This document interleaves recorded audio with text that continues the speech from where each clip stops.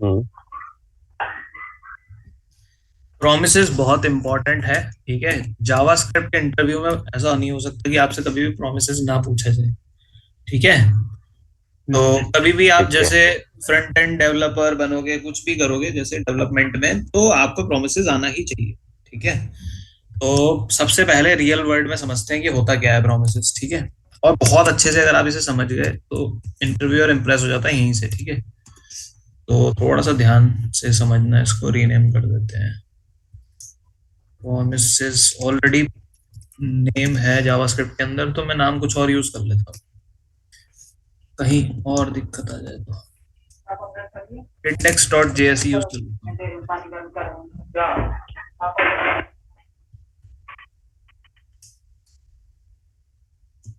जैसे real world में होता है ना, प्रॉमिस का मतलब वही, हम्म। उसी से रिलेट करना है। ठीक है, तो सबसे पहले बहुत ये होता क्यों है, क्या है, जावास्क्रिप्ट में यूज क्यों करते हैं इसको। सबसे पहले बताता हूँ, जावास्क्रिप्ट जो होता है ना, जावास्क्रिप्ट एक सिंक्रोनस लैंग्वेज है। सिंक्रोनस, ठीक है, सिंक्रोनस का मतलब क्या होता है, एक टाइम पे सिर्फ एक काम करती है जावास्क्रिप्ट। ठीक है, जावास्क्रिप्ट एक टाइम पे सिर्फ एक काम करता है। ठीक है, ऐसा नहीं होगा कि ये एक टाइम पे एक काम इसका पैरेलली चल रहा हो और आप कोई दूसरा काम भी कर रहे हो, ऐसा जावास्क्रिप्ट नहीं करता। ठीक है, ये काम हमने कॉल बैक हेल में भी देखा। कॉल बैक हेल देखा था ना हमने, ये हाँ। तो कॉल बैक हेल में भी देखा कि हमने क्विक स्टार्ट लगाया और उसके बाद जस्ट एंड लाइन में अगर हमने कुछ लिख रखा होगा तो वो, अगर यहाँ पे 2 मिनट लग रहे हैं, ठीक है, अगर यहाँ पे 2 मिनट लग रहे हैं, तो वो क्या करेगा, 2 सेकंड लग रहे हैं, सॉरी 2 मिनट का नहीं है, 2 सेकंड का, हाँ, दो दो सेकंड सेकंड लग रहे हैं, तो उसे क्या करेगा कि वो जस्ट नेक्स्ट वाले लाइन जो भी उसे जल्दी मिलेगा वो सबसे पहले एग्जीक्यूट करा देगा, है ना।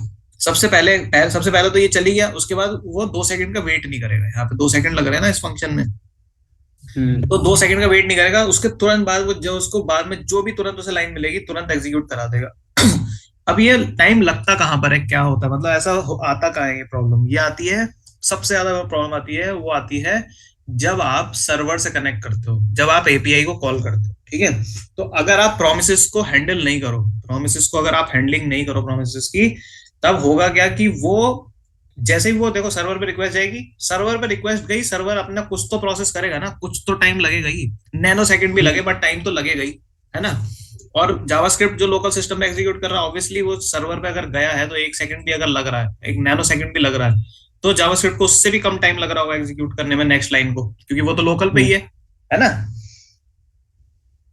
तो जब सर्वर पे गया तो सर्वर अपना कुछ प्रोसेस करेगा, अगर नेटवर्क स्लो है तब तो समझ लो 1 मिनट भी लग सकता है ना, बहुत टाइम लग जाता है कई बार जब नेटवर्क स्लो हो गया या कोई और रीजन हो गया, आपने गलत रिक्वेस्ट कर दी, हो सकता है सर्वर ने उस आपकी रिक्वेस्ट को मना ही कर दिया, रिजेक्ट ही कर दिया, मान लो आपने कोई गलत रिक्वेस्ट कर दी किसी वजह से, तो सर्वर मना भी कर सकता है कि भाई मेरे पास इस रिक्वेस्ट का कोई डेटा नहीं है, आपकी रिक्वेस्ट गलत है, सर्वर पे काम चल रहा है, ये भी रीजन हो सकता है कि वो रिस्पॉन्स ना करे। ऐसा भी हो सकता है सर्वर स्लो है, इंटरनेट स्लो है, तो सर्वर आपको बहुत देर से रिस्पॉन्स करे। ठीक है, तो अगर आप प्रोमिस की हैंडलिंग नहीं करोगे तो वो आउटपुट क्या आएगा, मतलब वहां पे जो वेट कर रहा है तो उसका कुछ ना कुछ तो आउटपुट आएगा ना, हमें फ्रंट एंड कुछ दिखाई देगा, तो उसका आउटपुट क्या हम्म। आता है पता है, पेंडिंग। आउटपुट आता है पेंडिंग। पेंडिंग, अब पेंडिंग आया हुआ है, कुछ सर्वर से डेटा तो आया नहीं, जैसे फ्लिपकार्ट है, फ्लिपकार्ट से मोबाइल के डेटा आपने लिया, ठीक है, तो आप डेटाबेस से कहीं सर्वर से तो उठा रहे हो ना वो मोबाइल्स का डेटा, अगर आप मोबाइल खरीदने गए तो मोबाइल में फ्रंट एंड पे मोबाइल पे क्लिक किया और मोबाइल सारे आपके पास मतलब बैकएंड आपको भेज रहा है। ठीक है, तो जब आपने क्या रिक्वेस्ट करी, रिक्वेस्ट ही गलत हो गई, ठीक है, तो वो क्या आ रहा है, ठीक है, वहां से क्या रिस्पॉन्स आ रहा है, कुछ नहीं आ रहा है ना, वो जो एरर थ्रो कर रहा है वो आ रहा है, या फिर आपने प्रॉमिस की हैंडलिंग नहीं करी, तो वहां पे क्या आ जाएगा, पेंडिंग। तो आप मोबाइल्स में दिखाओगे क्या, फ्रंट एंड पे यूजर देखेगा क्या जब पेंडिंग में ही आउटपुट आ रहा है तो? ठीक है, हम्म। चलो कोई नहीं, ये ज्यादा प्रैक्टिकल हो गया, हम इसको और प्रैक्टिकल जब करेंगे ना तो समझ में आ जाएगा कि मैं कह रहा हूँ।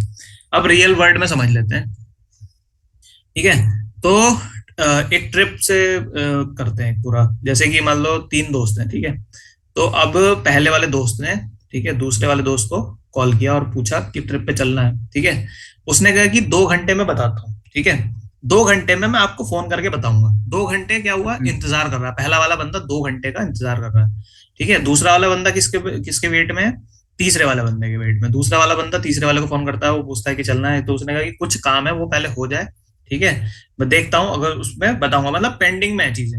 ठीक है, दूसरे वाले हम्म। बंदे ने भी पेंडिंग में रख दी और तीसरे वाले बंदे ने भी पेंडिंग में रख दी। क्लियर किसी ने नहीं करा, सबने क्या किया, 2-2 घंटे का टाइम ले लिया, 2 घंटे में बताऊंगा, 2 घंटे में बताऊंगा। ठीक है, तो दूसरा वाला जो बंदा है, ठीक है, अभी उसकी डिपेंडेंसी क्या है, तीसरा वाला बंदा, ठीक है, उसके अपने काम खत्म हो गए, उसका चलो क्लियर भी हो गया, चलो मैं चला जाऊंगा, ठीक है, क्लियर भी हो गया दूसरे वाले बंदे का। ठीक है, अभी भी उसकी डिपेंडेंसी ये है कि तीसरे वाला बंदा जाएगा तब जाऊंगा। ठीक है, तो तीसरे वाला बंदा अभी भी 2 घंटे ले रहा है, 2 घंटे के बाद उसने फाइनल करके बता दिया है। देखो दो ही केस हो सकते हैं, या तो वो जाएगा, या तो हाँ है या तो ना है, या तो रिजॉल्व होगा या रिजेक्ट होगा, सर्वर भी यही काम, दो काम कर सकता है बस, या तो आपकी रिक्वेस्ट को रिजॉल्व करेगा या रिजेक्ट करेगा, नथिंग एल्स। ठीक है, तो उस बंदा, वो बंदा या तो ट्रिप पे जाएगा या नहीं जाएगा, दो ही केस हो सकते हैं, हमें पता है। ठीक है, तो 2 घंटे बाद उसने फोन करके बताया उसको कि भाई वो जाएगा। ठीक है, वो जाएगा, और हाँ, ये जो काम कर रहा है ना, जैसे दूसरा वाला बंदा जब इंतजार कर रहा है ये 2 घंटे, ठीक है, तीसरे वाले बंदे का, तो इसके साथ साथ पैरेलली वो कोई और काम भी कर रहा है, ऐसा नहीं है कि वो कोई और काम कर नहीं रहा, सारे काम करके छोड़ के बैठा हुआ है।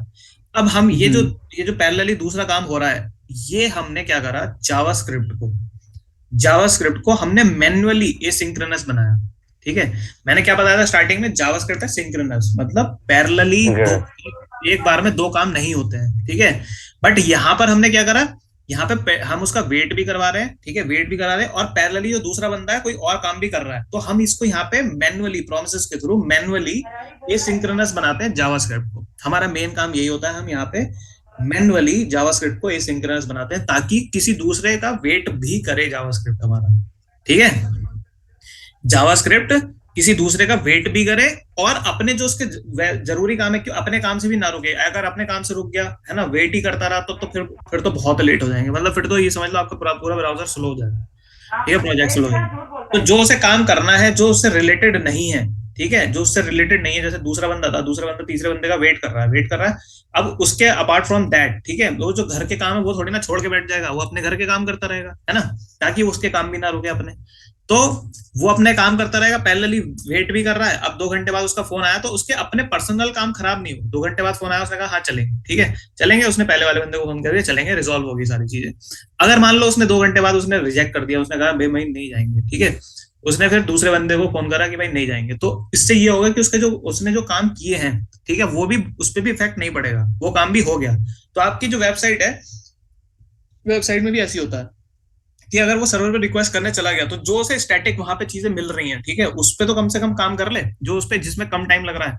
अगर उस पे भी काम नहीं करेगा, तो फिर पहले तो उसका वेट करेगा, मान लो 2 घंटे बाद उसने मना भी कर दिया, मना करने के बाद उसका भी काम रह गया, वो भी काम रह गया, तो सब स्लो हो जाएगा, बहुत सारी चीजें। ठीक है, तो इसलिए पैरेलली हम क्या करते हैं, जावास्क्रिप्ट को एसिंक्रोनस मैन्युअली बनाते हैं, ताकि पैरेलली दो काम हो सके। समझ में आया हम्म। क्या काम, क्या होने वाला है इसमें, क्या मतलब प्रोमिस में क्या होता है। हाँ। ठीक है, कि हम जावास्क्रिप्ट को मैन्युअली एसिंक्रोनस बना रहे हैं। ठीक है, जहां पर भी इसका मतलब क्या है कि जावास्क्रिप्ट, देखो ऐसा है, जावास्क्रिप्ट है अभी जो है सिंक्रोनस है, एक बार में एक ही काम करेगा।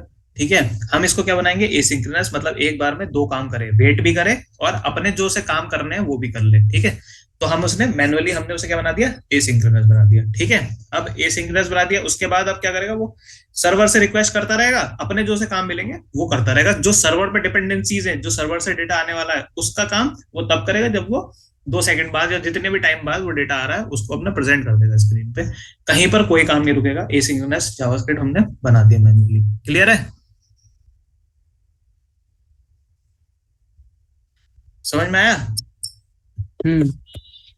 अगर ये हाँ हाँ। एक्सप्लेन कर दिया तुमने अच्छे से, अगर तुम्हें समझ में आएगा, तुम अपने शब्दों में भी एक्सप्लेन कर सकते हो, जरूरी नहीं है। ठीक है, अगर तुमने ये इंटरव्यू को एक्सप्लेन कर दिया, तो इंटरव्यूअर खुश हो जाएगा। ठीक है, प्रोमिसेस बहुत अच्छे अच्छे इंटरव्यूज में भी प्रोमिसेस पूछे जाते हैं। ठीक है, अच्छी अच्छी कंपनीज में। ठीक है, तो प्रोमिसेस पे अच्छे से टाइम दो। अब हम क्या करते हैं, देखो हमारे पास अभी तो हम एपीआई वगैरह फैच करना भी हमने सीखा नहीं है, तो रहने देते हैं, एपीआई फैच नहीं करेंगे। मैं ऐसा एनवायरनमेंट सेटअप कर देता हूँ जहाँ पे टाइम लगेगा, ठीक है, जहाँ पे डिले हो रही है चीजें, प्रोमिस ही क्रिएट कर देता हूँ एक पूरा। ठीक है, तो प्रॉमिस क्रिएट कैसे करते हैं, हम प्रॉमिस भी क्रिएट कर सकते हैं, समझ रहे हो, अपनी तरफ से ही। तो कैसे क्रिएट करते हैं, एक प्रॉमिस नाम का प्री डिफाइंड फंक्शन है जावास्क्रिप्ट के पास। ठीक है, जावास्क्रिप्ट के पास प्री डिफाइंड एक फंक्शन है प्रोमिस का, उसका हम ऑब्जेक्ट बना लेंगे। जो रेगुलर फंक्शन होता है ना, उसका हम ऑब्जेक्ट भी बना सकते हैं। ठीक है, जो रेगुलर फंक्शंस होते हैं, जैसे हमने फंक्शंस में पढ़ा था, हम्म। ऑब्जेक्ट बनाना हमने शायद नहीं पढ़ा था वो इतना, क्योंकि जरूरी है नहीं।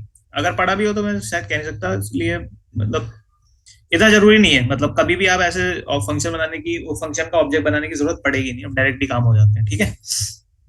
फिर भी मैं तुम्हें यहाँ बता देता हूँ, ठीक है। कॉन्स्ट, एक वेरिएबल लो, कोई भी वेरिएबल ले लो। मैं पीआर ले लेता हूँ, है ना। प्रोमिसेस, मैं प्रोमिसेस भी ले सकता हूँ, बट कंफ्यूजन क्रिएट होगी खामा, कि आपको लगेगा कि सिर्फ प्रोमिसेस ही ले सकते हैं या क्या। कोई भी वेरिएबल ले सकते हैं, एबीसीडी एक्स वाई जेड कुछ भी। मैं पीआर ले रहा हूँ इज इक्वल्स टू, ठीक है। अब हम जो फंक्शन है ना उसका ऑब्जेक्ट बना रहे हैं न्यू कीवर्ड के साथ। कभी भी ऑब्जेक्ट बनाते हैं या तो क्लास का बनाओ या किसी का बनाओ, ठीक है, हमेशा न्यू कीवर्ड के साथ बनाते हैं, ठीक है। वो फंक्शन का है, ठीक है। यहाँ पे न्यू कीवर्ड लगाया और मैंने प्रोमिसेस यहाँ पे लगा दिया, ठीक है। प्रॉमिस ये फंक्शन है प्रीडिफाइंड जावास्क्रिप्ट, ठीक है, यहाँ पे लगा दिया मैंने। अब इसमें यहाँ पे कॉल कर दिया मैंने, ठीक है। अब जब भी मैंने इसको यहाँ पे कॉल किया, इसके बीच में मेरे को यहाँ पे एरो फंक्शन देना पड़ेगा, एरो फंक्शन, ठीक है। ये कॉल बैक फंक्शन है, समझ रहे हो। पैरामीटर में हम्म। दे रहे हैं ना हम फंक्शन, जैसे हम मैप में देते हाँ, थे, फिल्टर में देते थे, याद है ना, मैप और फिल्टर वाला। ऐसे ही तो करते थे, जैसे हमने मैप मैप लिखा है यहाँ पे, मैप मैप के लिखा, ब्रैकेट्स बनाए, कॉल किया उसमें एरो फंक्शन। ठीक है, इसके बीच में हमने एरो फंक्शन बना दिया। ऐसे ही तो करते थे, है ना प्रतीक। Yes sir. मतलब कंफ्यूजन तो नहीं है ना। नहीं नहीं, वो मैंने म्यूट कर रखा था, घर में थोड़ी आवाज आ रही थी ना इसलिए। ठीक है, ठीक है, तो यहाँ पे हमने क्या करा, इसके बीच में एरो फंक्शन हमने बना दिया, ठीक है। अब ये जो एरो फंक्शन है ना, ये दो पैरामीटर लेता है, ठीक है। एरो फंक्शन यहाँ पे दो पैरामीटर लेगा, या तो रिजॉल्व या फिर रिजेक्ट। या तो हाँ होगा या तो ना होगा, बस दो ही चीज हो सकती है, इसके अलावा कुछ नहीं हो सकता, रिजॉल्व या रिजेक्ट, रिजॉल्व या रिजेक्ट, ठीक है। दो पैरामीटर हमने दे दिए, ठीक है। और हाँ, ये ध्यान रखना, रिजॉल्व और रिजेक्ट का नाम कुछ भी हो सकता है, बट जो पहले होगा, ठीक है, जो पहले होगा वो रिजॉल्व वाला होता है, और जो दूसरा है वो रिजेक्ट वाला होगा। जैसे मतलब मान लो आपने ये लिख दिया यहाँ पे, तो ए क्या होगा, रिजॉल्व होगा, और बी क्या होगा, यहाँ पे रिजेक्ट होगा, ठीक है, ये रिजेक्ट ध्यान होगा। रखना। हाँ, अगर गलती से तुम ये लिख दो, गलती से तुमने यहाँ पे रिजेक्ट डाल दिया मान लो, तो रिजेक्ट वाला रिजॉल्व में आ जाएगा, ध्यान रखना, ठीक है। ठीक है, रिजेक्ट अगर वाला आप, रिजॉल्व में आ जाएगा। हाँ, जैसे अगर आपने पहले वाले का नाम रिजेक्ट डाल दिया, इसका नाम रिजॉल्व डाल दिया, हाँ तो ये रिजॉल्व है हाँ। और ये रिजेक्ट है, ठीक है। तो ये अच्छा ध्यान रखना ठीक है। सीक्वेंस, हाँ, पहले वाला रिजॉल्व रहता ठीक। है और सेकंड वाला हाँ। रिजेक्ट रहता है, ठीक है, चाहे नाम कुछ भी हो, उससे फर्क नहीं पड़ता, रिजॉल्व और रिजेक्ट, ठीक है। अभी हम रिजॉल्व रिजेक्ट को थोड़ा देर के लिए होल्ड करेंगे, बाद में बताऊंगा इसको। कंसोल करते हैं, कंसोल डॉट लॉग, यहाँ पे मैं लिख देता हूँ क्विक स्टार्ट।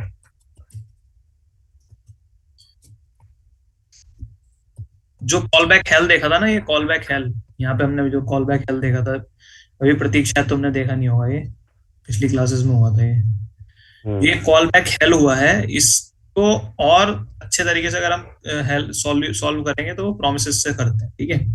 ये उससे भी अच्छा तरीका है कॉल बैक हेल से। कॉल बैक हेल हुआ था जिसमें हम फंक्शन के अंदर फंक्शन, फंक्शन के अंदर फंक्शन, फंक्शन के अंदर फंक्शन बना रहे थे, ठीक है। उस चीज को हम सॉल्व करते हैं इस प्रोमिसेस से, ठीक है।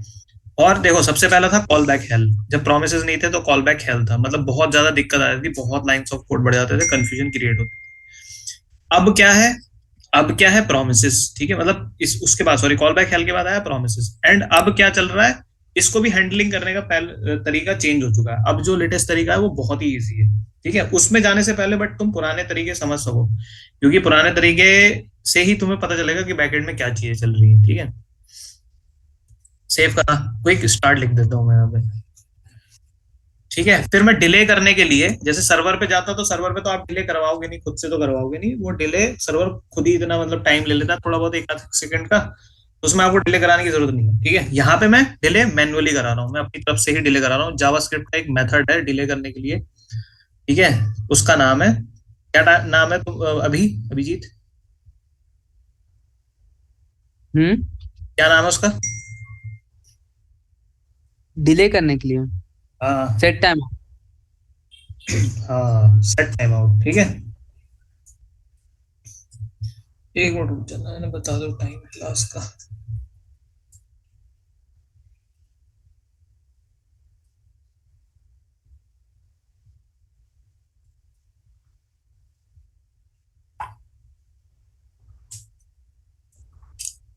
हाँ, तो सेट टाइम आउट लगा लेते हैं यहाँ पे।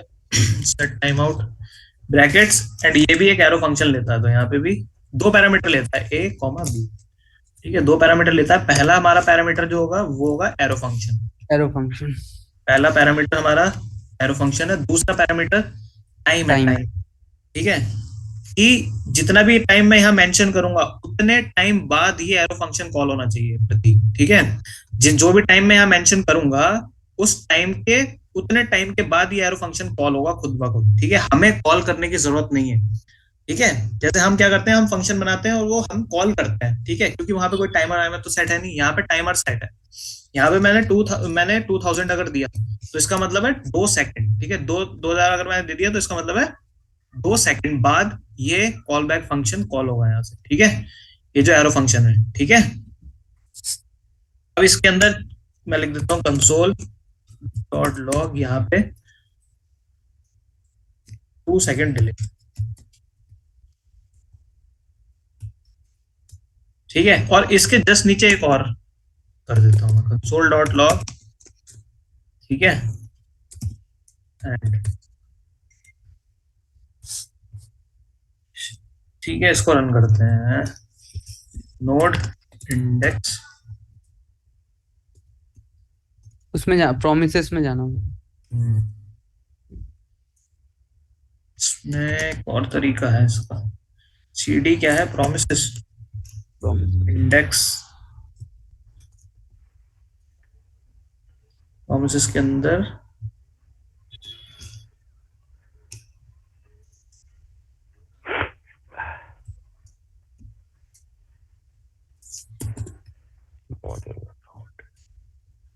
चलो ठीक है, ऐसे डायरेक्ट ही कर लेते हैं। Promises index dot JS. देखो, क्विक स्टार्ट एंड, और 2 सेकंड बाद आया ये। फिर से देखो। ठीक है, पहले आउटपुट आएगा क्विक स्टार्ट और उसके बाद एंड, फिर उसके 2 सेकंड बाद आएगा ये वाला आउटपुट। ठीक है, एंटर। देखो, क्विक स्टार्ट एंड तुरंत आ गए, 2 सेकंड लगा, उसके बाद डिले आ गया। ठीक है, इसे 3 सेकंड करोगे थोड़ा सा और पता लग जाएगा इसको, यहाँ भी टाइम लग रहा है। 2 सेकंड, 3 सेकंड बाद आएगा। देखो आ गया 3 सेकंड, 3 सेकंड डिले। यहाँ पे हमने 2 लिख रखा है, 3। ठीक है, तो डिले हो रहा है। ठीक है, हमारा ये जो भी है हमारा डिले हो रहा है। ठीक है, बट इसकी ये जो वाली लाइन है, ये वाली, ये वेट नहीं कर रही। ये 8वीं लाइन जो है हमारी सबसे पहले चल जा रही है। ठीक है, इससे मतलब सॉरी, सबसे पहले नहीं, सबसे पहले तो यही चलेगा ऑब्वियसली, इससे भी पहले चल जा रही है ना। क्यों चल जा रही है, क्योंकि ये टाइम ले रहा है। ठीक है, तो उसे जो मिला, जावास्क्रिप्ट को जो मिला, तो सिंक्रोनस बताने का मतलब तो आप यहीं पे समझिए कि जावास्क्रिप्ट किसी का वेट नहीं करता। उसे चाहिए भाई, जो उसे मिलेगा तुरंत एग्जीक्यूट करा देगा। वो किसी का इंतजार नहीं करता कि भाई इंतजार कर रहा है। ठीक है, जावास्क्रिप्ट को जो मिल रहा है वो एग्जीक्यूट कराता चल रहा है। वो बस पहले उसे ये मिला, एग्जीक्यूट करा दिया, उसके बाद ये मिला, उसे लगा कि भाई 3 सेकंड लगेंगे, तो छोड़ दिया जाए यहीं पे। ठीक है, इसने फिर इसको एग्जीक्यूट कराया, उसके बाद इसने इसको प्रिंट कराया। ठीक है, समझ में आया। अब जो आउटपुट है, जो ये आउटपुट है पीआर, पीआर, ठीक है, इसको प्रिंट करा करके देखो, देखो क्या आता है। Console dot log PR. ठीक है, देखो प्रॉमिस पेंडिंग आ रहा है, ये हमेशा पेंडिंग। जो भी आप सर्वर डिले कर रहा है, जो भी यहाँ पे आप डिले होने के बाद आउटपुट अगर आप दोगे, वो सब इस पेंडिंग में ही रहेगा।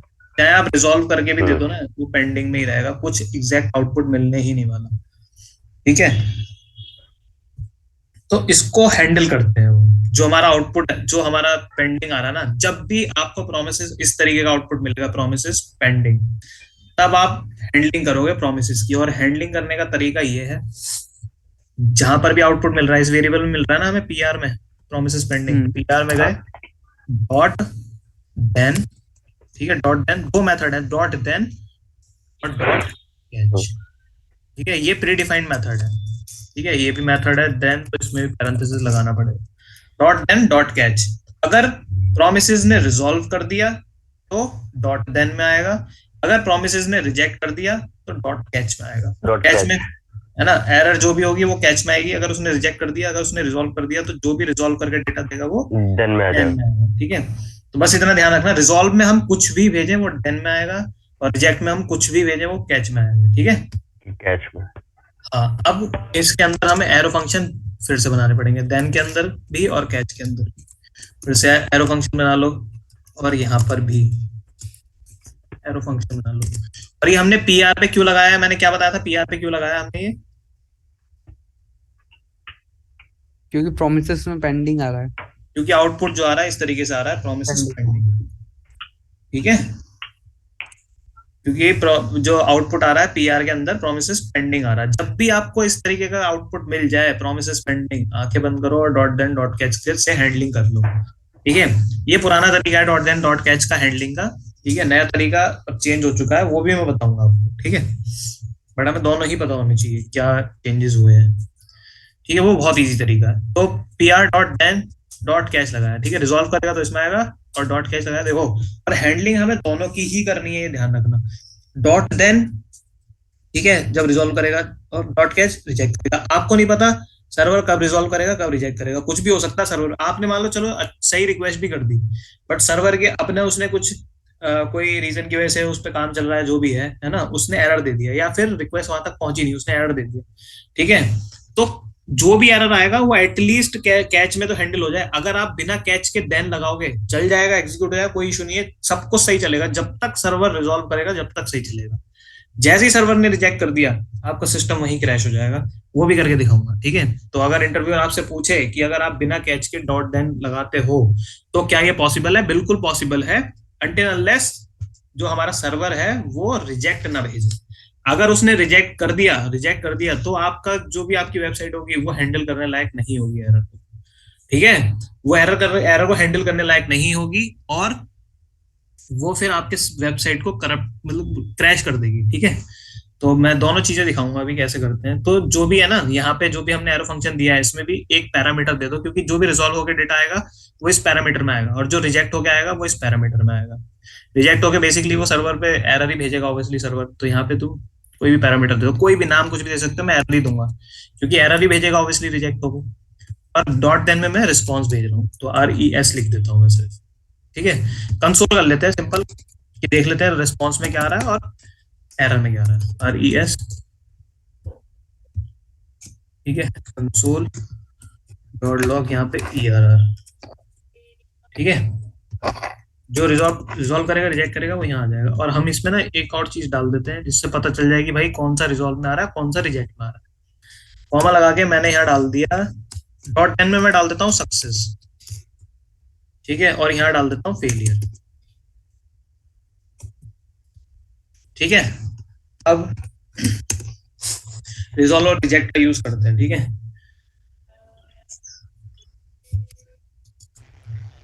रिजॉल्व, ठीक है, रिजॉल्व में मैंने डाल दिया यहाँ पे देन, डाल दो डेटा फाउंड सक्सेस।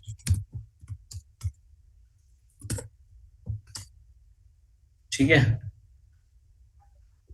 CLS क्या आउटपुट आएगा,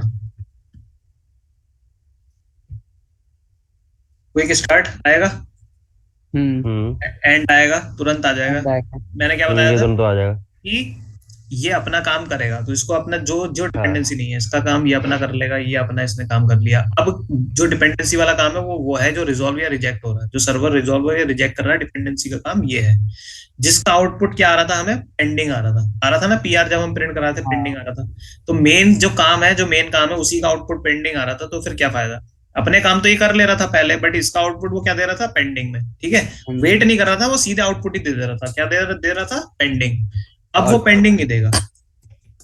ठीक है, अब जो रिजॉल्व वाला काम है देगा 2 सेकंड बाद ही आउटपुट, बट वो एक तरीके से वेट भी कर रहा होगा, उसके लिए रुकेगा जरूर, वो आउटपुट नहीं दे देगा आपको एकदम से।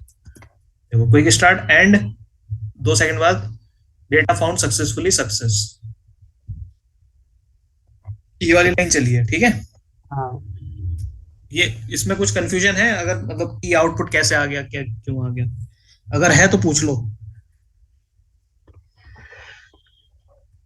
देख लो आउटपुट जो तुम सोच रहे हो उसके अकॉर्डिंग आउटपुट आया है। अगर नहीं आया जो तुम्हें अलग लग रहा है तो फिर मुझे बताओ, फिर मैं समझा। सही आया आउटपुट?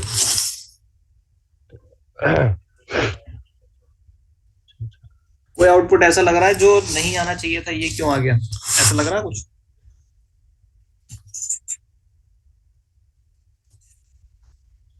बताओ बताओ, प्रतीक, अभिजीत। नहीं सही हाँ है। सही है ना, मतलब ऐसा तो इसमें कुछ लग नहीं रहा ना कि मतलब ये क्यों आ गया। डेटा स्टार्ट, ठीक है सर, फिर तो ये मतलब ये तो रिजॉल्व करा था, अब मैं रिजेक्ट कर दूं हाँ इसको, हाँ, रिजॉल्व हाई रिजेक्ट, अब क्या आएगा? फेलियर आएगा। फेलियर आ जाएगा ना। It was found successfully failure. हाँ, quick start and data found successfully failure, ठीक है। Failure.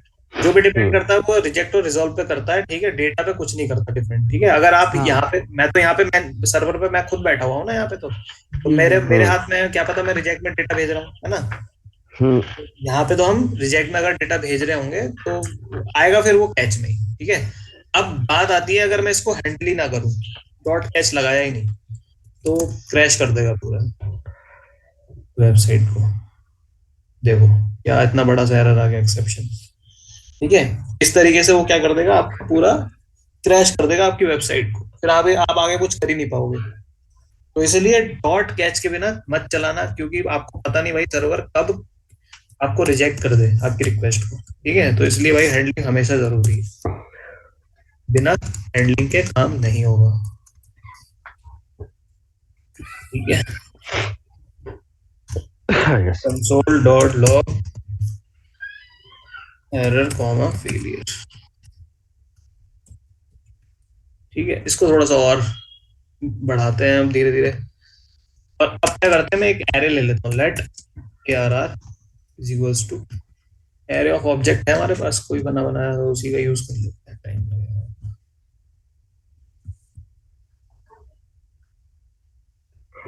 Objects packet dot JSON में है ना, इसमें है, तो इसको पूरे को नहीं उठाते हैं, इस पूरे को उठा लेते हैं, सही रहेगा।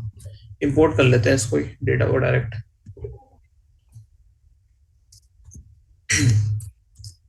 तो प्रतीक तुमने देखा नहीं होगा शायद, ये इंडेक्स डॉट जेसन है, ठीक है। तो इसमें क्या है ना कि कॉलेजेस की डिटेल्स हैं, ठीक है। इसमें कॉलेजेस की डिटेल्स हैं, कॉलेज जिसमें एक एरे है, ठीक है, एक एरे है, और एरे के अंदर एक ऑब्जेक्ट, और एरे के अंदर 10 ऑब्जेक्ट्स हैं, है ना। टोटल 10 ऑब्जेक्ट्स हैं एरे के अंदर। तो 10 ऑब्जेक्ट हैं अलग अलग, और अलग अलग कॉलेजेस की एक एक ऑब्जेक्ट में डिटेल है। पहला ऑब्जेक्ट ये है जिसमें ड्यू जो है ना, ड्यू की डिटेल्स है, जिसमें हमने फेक डेटा बना रखा है, ऐसा नहीं है। कॉलेज नेम डाल रखा है, कॉलेज आईडी, सिटी डाल रखी है, फीस स्ट्रक्चर डाल रखा है, ठीक है। अगर हमें किसी भी कॉलेज का फीस स्ट्रक्चर निकालना है उसके अकॉर्डिंग है ये डेटा। ये पहला ऑब्जेक्ट हो गया आपका पूरा, यहाँ से स्टार्ट हुआ, यहाँ पे खत्म हो गया, ठीक है। और यहाँ पे ऑब्जेक्ट के अंदर एक और दूसरा ऑब्जेक्ट भी है, फीस स्ट्रक्चर नाम से, है ना। हाँ, देख लिया मैंने। क्यों बना रखा है, क्योंकि बीटेक और बीसीए और एमसीए सबकी भाई अपना फीस स्ट्रक्चर अलग अलग होगा, ठीक है। तो ऑब्जेक्ट के अंदर एक और ऑब्जेक्ट हुआ, फिर ऐसे ही दूसरा ऑब्जेक्ट है, दूसरा ऑब्जेक्ट के अंदर भी सेम चीज है, दूसरा ऑब्जेक्ट के अंदर भी फीस स्ट्रक्चर नाम से एक और ऑब्जेक्ट, ठीक है। ऐसे ही सबका स्ट्रक्चर, ऑब्जेक्ट का स्ट्रक्चर सबका सेम ही है, बट 10 ऑब्जेक्ट हैं इसके अंदर, ठीक है। 10 कॉलेजेस की डिटेल्स हैं, ठीक है, जिसमें फीस स्ट्रक्चर वगैरह, college name, college ID, city वगैरह सब कुछ है, ठीक है। ये बेसिकली मैंने टास्क दिया था जिसमें कि आप बीटेक या बीसीए की किसी कॉलेज आईडी डाल के या कॉलेज नाम डाल करके उस कॉलेज की डिटेल्स फाइंड आउट कर सको, ठीक है। ये टास्क दिया था, ये आप वीडियोस देखोगे तो आपको वहां पे दिखाई देगा, और इसको कर भी लेना अपनी तरफ से एग्जीक्यूट, ठीक है। ठीक है सर।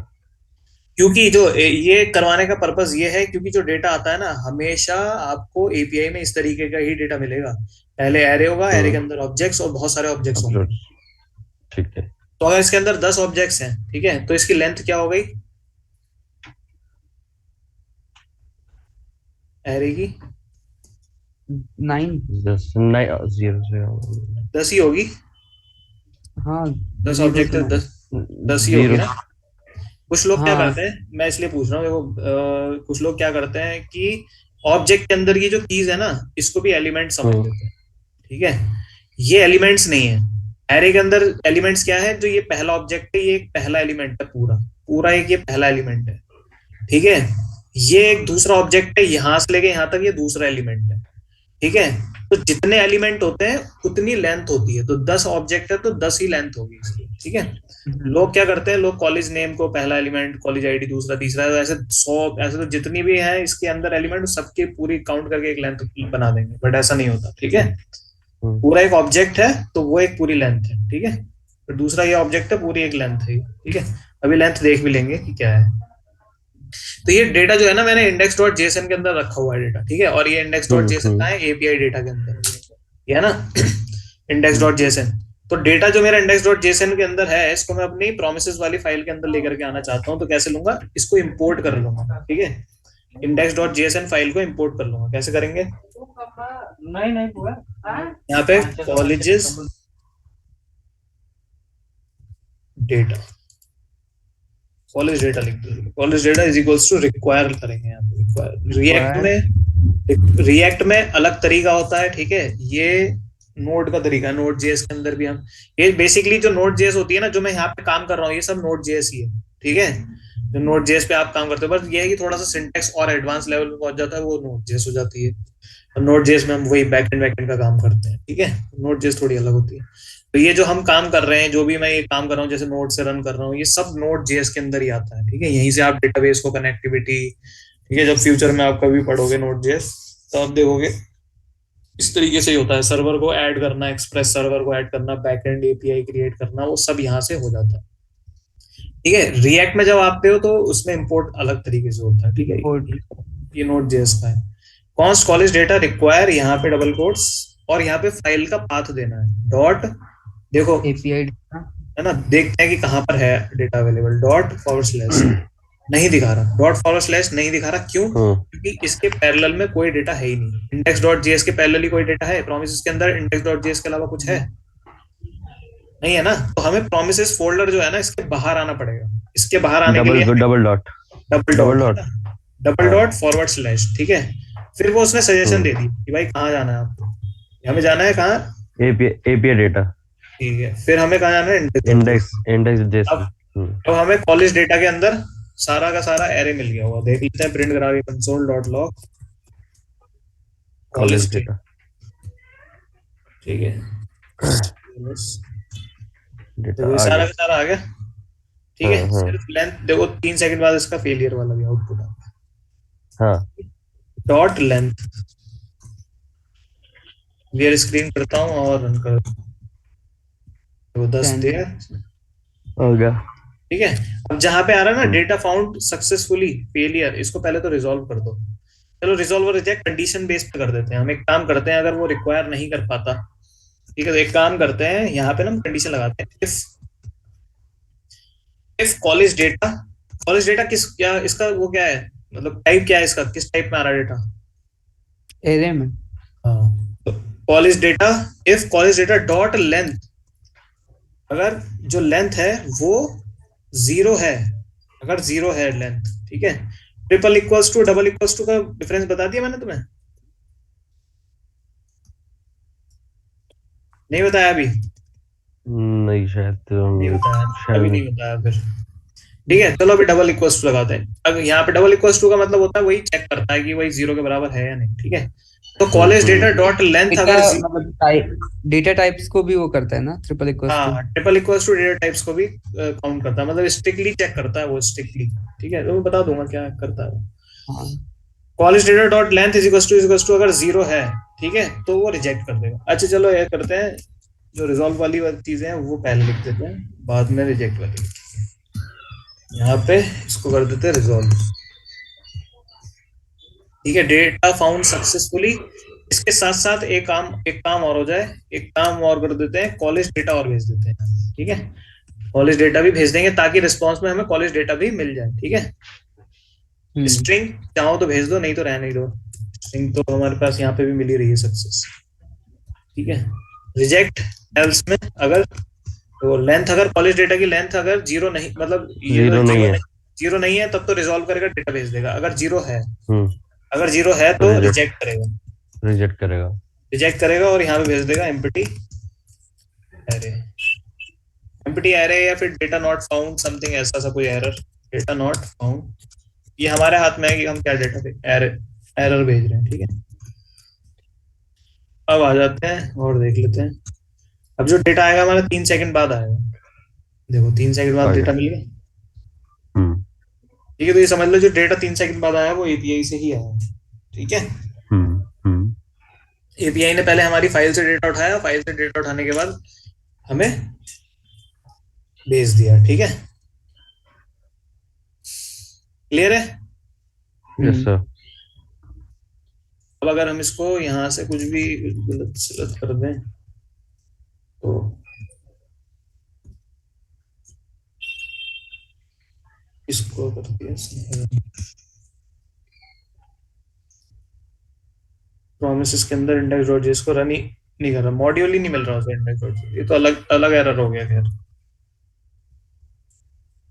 ये तो अलग एरर हो गया, कोई दिक्कत नहीं।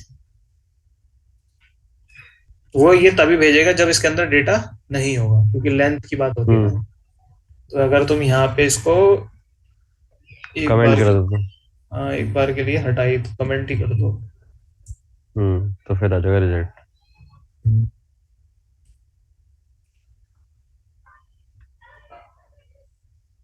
सारे ही कमेंट कर दो,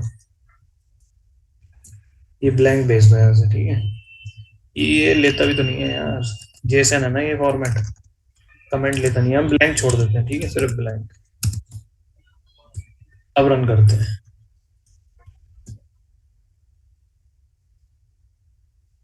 डेटा नॉट फाउंड फेलियर आ गया। तो डेटा नहीं मिलेगा तो वो इस तरीके से हैंडल हो ही जाएगा यार, ऐसा नहीं है कि क्रैश कर जाए चीजें। ठीक है, एक तो ये हो गया।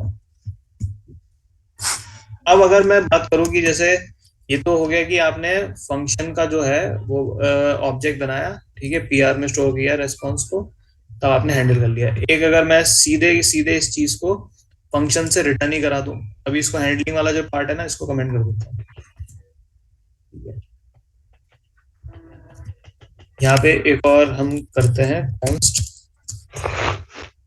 Function fun promises. ठीक है, यहाँ पे एरो बना लो या रेगुलर बना लो, फंक्शन का ऐसा कोई वो नहीं है। ठीक है, कोई से भी बना लो। मैं जो यहाँ पे मैंने एक वेरिएबल में स्टोर किया था, जो जो चीज मैंने एक वेरिएबल में स्टोर करी थी, उसको मैं क्या कर रहा हूँ, डायरेक्टली यहाँ से रिटर्न करा देता हूँ। डायरेक्टली इसको यहाँ से रिटर्न करा रहा हूँ, रिटर्न न्यू प्रॉमिस। ठीक है, ब्रैकेट, यहाँ पे एरो फंक्शन बनेगा। ठीक है, दो चीजें करेगा ये प्रॉमिस के अंदर, या तो रिजॉल्व या तो रिजेक्ट। ठीक है, रिजॉल्व या रिजेक्ट। ठीक है, और ये एरो फंक्शन के अंदर ही पैरामीटर जाएंगे। ठीक है, ध्यान रखना। फिर यहाँ पे भी वही चीज, रिजॉल्व कर दो या रिजेक्ट कर दो। यहाँ पे एक काम करते हैं, यहाँ पे डेटा ले लेते हैं, कोई भी डेटा ले लेते हैं। जब भी हम इस फंक्शन को कॉल करेंगे फन प्रोमिसेस को, तब हमें बस डेटा पास करना होगा, ये ध्यान रखना। ठीक है, जब भी हम फन प्रोमिसेस को कॉल करेंगे, डेटा में हमें कुछ ना कुछ तो भेजना पड़ेगा। ठीक है, तो मैं डेटा को ना एज एन एरे ले रहा हूँ। ठीक है, समझ लो मैं एरे ले रहा हूँ, तो मैं एरे के अकॉर्डिंग ही इसके अंदर एग्जीक्यूशन करूंगा। ठीक है, यहाँ पे सेट टाइम आउट लगा लेते हैं। सेट टाइम आउट के अंदर वही एरो आपने एरो फंक्शन बनाया। ठीक है,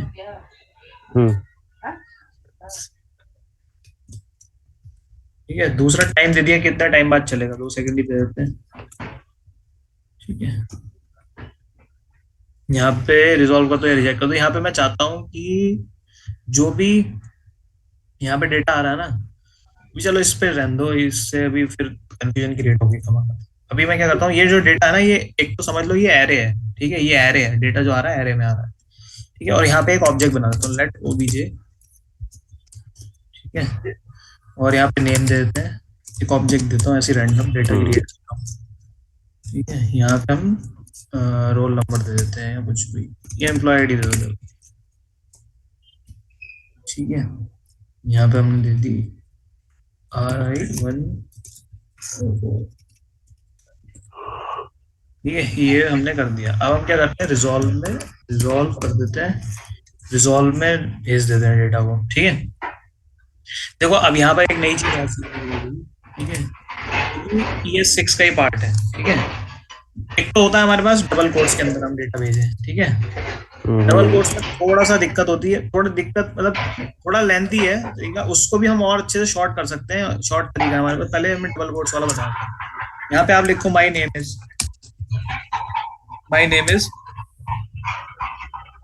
रितेश के लिए आपको क्या करना पड़ेगा, अगर आपको रितेश ये वाला ऑब्जेक्ट वाला रितेश ये डायनेमिक, तो आपको क्या करना पड़ेगा, यहाँ पे स्पेस दे करके प्लस लगाना पड़ेगा कॉन्कैटिनेट करने के लिए। यहाँ पे क्या करना पड़ेगा, नेम लगाना पड़ेगा, तो सॉरी डायरेक्ट नेम नहीं आएगा, OBJ dot name, dot OBJ dot name, OBJ ठीक है, आएगा माय नेम इज रितेश आ जाएगा यहाँ पे, ठीक है। कॉमा लगाया, और फिर हाँ फिर से आप स्ट्रिंग ऐड करोगे तो फिर आप क्या करोगे, इस तरीके से कॉमा लगाओगे, है ना, इस तरीके कॉमा लगाओगे, and I am and my employee ID इस स्पेस लगा करके फिर प्लस लगाओगे, फिर ओबीजे डॉट क्या एम्प्लॉय आईडी, आईडी। ठीक है। थोड़ा सा मुश्किल काम है, इसमें बार बार आपको कॉन्केटिनेट करना पड़ रहा है प्लस का लगा, ठीक है। तो इसको, और हाँ अब बताओ कि अब मैं इस फंक्शन को कॉल करूंगा फन प्रोमिसेस को, अभी हमने डेटा का यूज नहीं किया कहीं पर भी, है ना, बाद में करके। हाँ। फन प्रोमिसेस को हमने क्या किया, कॉल किया, कॉल करते टाइम डेटा को हम अभी फिलहाल कुछ भी दे देते हैं, फिलहाल मैं डेटा के अंदर सिटी दे देता हूँ अभी नोएडा, ठीक है। कॉल कर दिया, ये कुछ रिटर्न कर रहा है, ठीक है, तो क्या मुझे कुछ आउटपुट मिलेगा या फिर मुझे कुछ होल्ड कराना पड़ेगा यहाँ पे वेरिएबल लेकर के। अगर ये कोई भी फंक्शन कुछ रिटर्न कर रहा होता है तो आप कुछ वेरिएबल लेते हो या फिर आप डायरेक्टली उसको वो आउटपुट एग्जीक्यूट कर देता है, ये सारी चीजें बताओ। ये रिटर्न करा रहा है, नहीं करेगा। कभी भी अगर आप कुछ रिटर्न कराते हो तो वो डायरेक्ट एग्जीक्यूट हाँ। करता है या फिर उसके लिए कुछ नहीं वेरिएबल चाहिए करता, होता उसके लिए एक वेरिएबल लेना पड़ेगा, है ना, वेरिएबल लेना पड़ेगा इस प्रोमिसेस का जो भी आउटपुट आ रहा है उसको होल्ड कराने के लिए, ठीक है। होल्ड करा कॉन्स्ट PR1 कर देता हूँ इसको, ठीक है। क्या आउटपुट आएगा अगर मैं कंसोल PR1 करूंगा, कंसोल डॉट, बताओ क्या आएगा PR1 में, रिजॉल्व करेगा सेट अमाउंट। या ऊपर वाला मैं कमेंट कर देता हूँ, ठीक है, कंफ्यूजन क्रिएट होगी, हाँ क्योंकि वो भी अपना आउटपुट देगा ही। बताओ क्या आउटपुट लग रहा है तुम्हें, थोड़ा सा देख करके बताओ, थोड़ा टाइम ले लो चाहे तो, देख के बताओ क्या आउटपुट आना चाहिए। My name is Ritesh and my employee is ये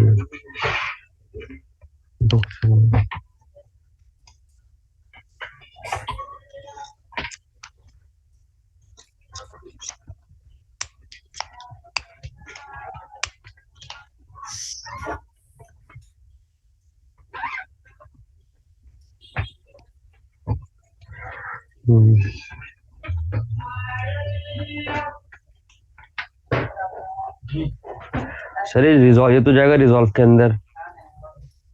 अच्छा हाँ, और मेरे ख्याल से माय नेम इज जो आपने ऊपर लिखा है, नेम ऑब्जेक्ट नेम, और अभी ये तुम बताओ क्या आउटपुट आएगा।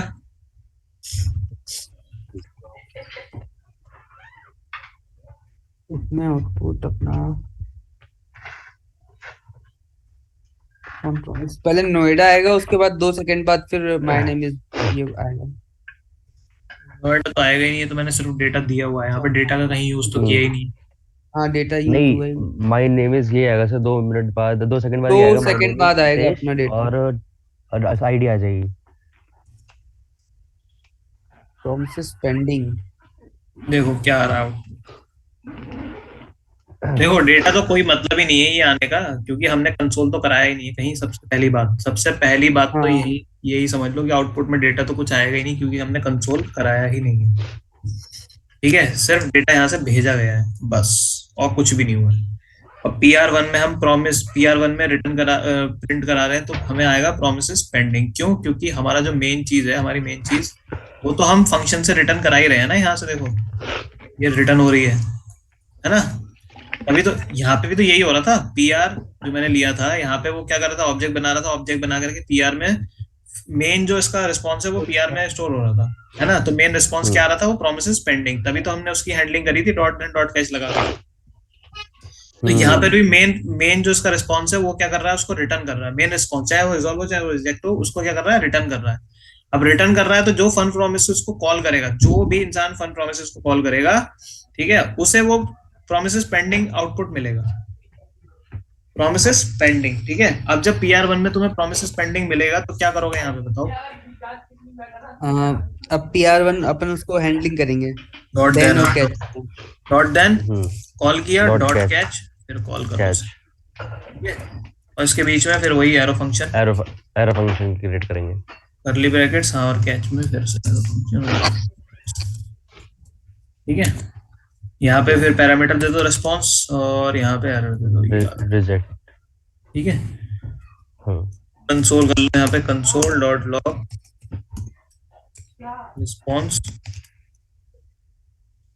अब आएगा कंसोल, क्योंकि अब हमने लिखा है ना कंसोल, कंसोल डॉट लॉग। अब यहाँ पे अब हमारा डेटा आएगा, ठीक है। अब पेंडिंग आउटपुट नहीं आएगा।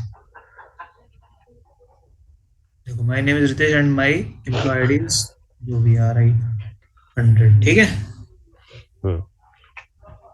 अब मैं क्या बोल रहा था, एक नई चीज जो मैं बोल रहा था, जैसे डबल कोट्स है, एक होता है सिंगल कोट्स, एक होता है सिंगल कोट, ठीक है। उसका भी ये सेम ही काम रहेगा, अगर सिंगल कोट भी लगाओगे तब भी सेम काम है, और सब जगह से आपको हटाना पड़ेगा ये इस तरीके से,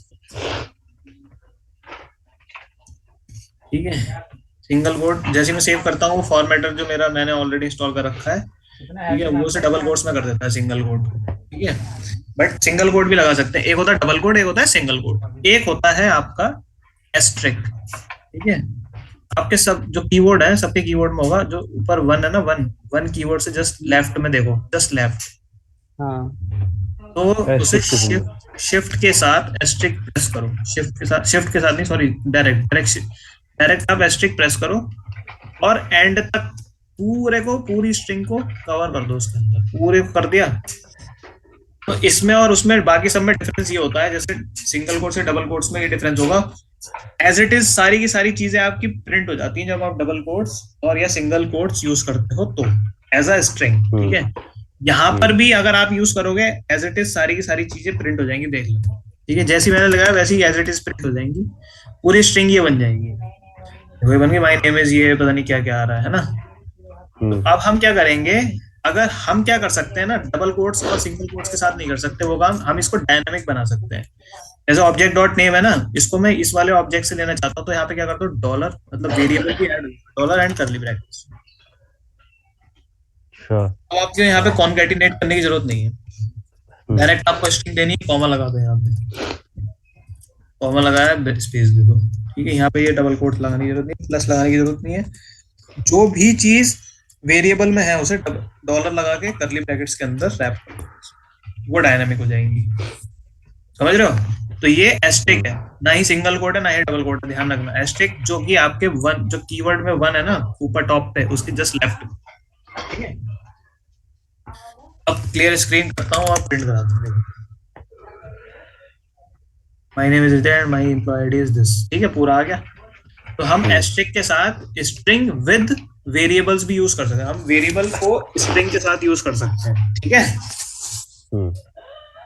क्लियर है? Yes sir. अब हम बात करते हैं, ये जो नोएडा वाला पार्ट है इसको भी ऐड करने में, डेटा, हाँ, ठीक है।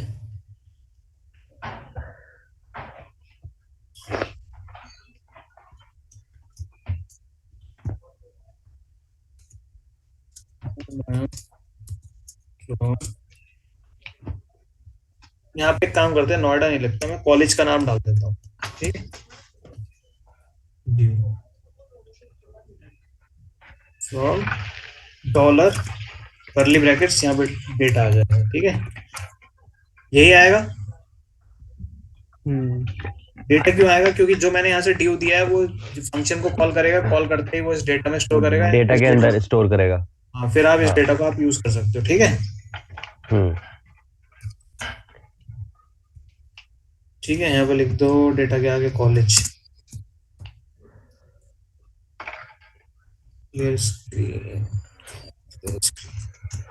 जब हम एस्ट्रिक यूज करेंगे तो हमें डबल इन्वर्टेड और सिंगल इन्वर्टेड की नीड नहीं है। नहीं, फिर कुछ नहीं, तो प्लस प्लस कॉन्कैटिनेट करने के लिए कुछ नहीं लगाना है, जो भी यहाँ पे लिखोगे स्पेस लगा के सब काउंट हो जाएगा। ठीक ठीक है। वेरिएबल्स अगर आपको लगाने हैं तो डॉलर लगा करके कर्ली ब्रैकेट्स लगा दो, वो वेरिएबल की तरह ट्रीट करेगा। ठीक है। ठीक ठीक है ठीक है। हाँ, अब डेटा में ये सारी चीजें आ गई। ठीक है। अब मैं क्या कर रहा हूँ कि अब पुराने वाले को डिपेंडेंट बना, एक काम करते हैं, उस इतना ज्यादा बाद में करेंगे। ठीक है, पहले अब तुम इतने ही प्रैक्टिस कर लो। ठीक है, वीक में पहले इसकी पूरी अच्छे से प्रैक्टिस कर लो, फिर उसके बाद हम आगे बढ़ेंगे इसमें। ठीक है। ठीक। हाँ, पहले इसको अच्छे से बनाओ, सिंटेक्स क्लियर कर लो, हर एक चीज पूरा, जो भी वीडियो बार बार देख करके खुद से बनाना सीख जाओ, इसको देख करके नहीं बनाना है। ठीक है, ठीक है। खुद से पता मतलब लग मैं जाए कहता कि भाई जो हाँ। कौन सा आउटपुट कब आ रहा है, कब कहाँ क्या क्या चीजें आ रही हैं, वो सब ना। हम्म। आप बताओ क्या कह रहे और हो। मैं कह रहा हूँ पुरानी जो भी वो तो क्लास की सारी वीडियोस अपलोड हो चुकी है ना। सब सब अपलोडेड है सब, और आज हम डाउनलोड कर लेना। ठीक है, क्योंकि हाँ अब वही कर उसमें रहा हूँ, वही कर रखा है। 99% स्पेस जो है हो गया है, और किसी क्लास हम्म। की भी अपलोड नहीं कर पाऊंगा मैं। तो ठीक तुम है ठीक है डाउनलोड ठीक कर है। लेना, तो मैं सारी जो है अपनी यहाँ से हटा दूंगा, दोनों के लिए है ये, दोनों डाउनलोड कर लेना। ठीक है। हाँ, मैं ठीक है सर ठीक डाउनलोड करके फिर मैसेज कर दूंगा आपको। हाँ, दोनों जब हाँ कंफर्म करोगे जब भी मैं हटाऊंगा वहां से। ठीक है, और कर लेना जल्दी। ठीक। ठीक है सर वो कर लेते पहले। ओके, वो कर लो, फिर तभी ये वाली अपलोड होगी, अभी स्पेस खत्म हो गया उसका। ठीक है सर वो करके मैं मैसेज कर देता हूँ ग्रुप में।